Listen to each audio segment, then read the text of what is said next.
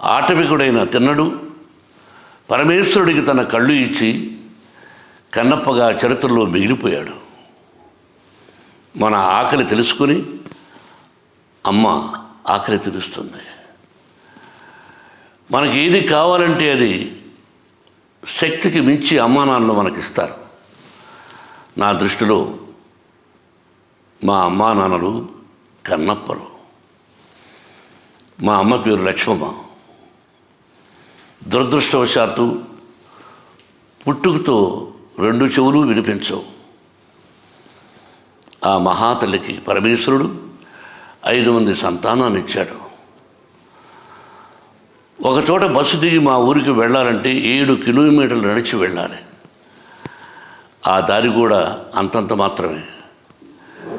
చెవులు వినిపించని నా తల్లి 5 మంది బిడ్డల్ని మోసుకుని మా ఊరికి వెళ్ళేదంటే ఎంత కష్టమో ఆలోచించండి.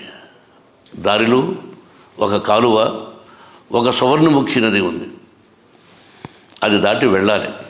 మాది ద్వీపం లాంటి ఊరు.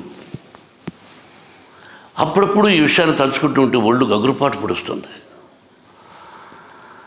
నా కంఠాన్ని అందరూ మెచ్చుకుంటూ ఉంటే ఈ మాటలు నా తల్లికి వినిపించుంటే ఎంత బాగుండేది పరమేశ్వర అని అప్పుడప్పుడు బాధపడుతూ ఉంటాను. నాకు నా కన్నతల్లి కన్నప్ప, నా కన్నతల్లి కన్నప్ప.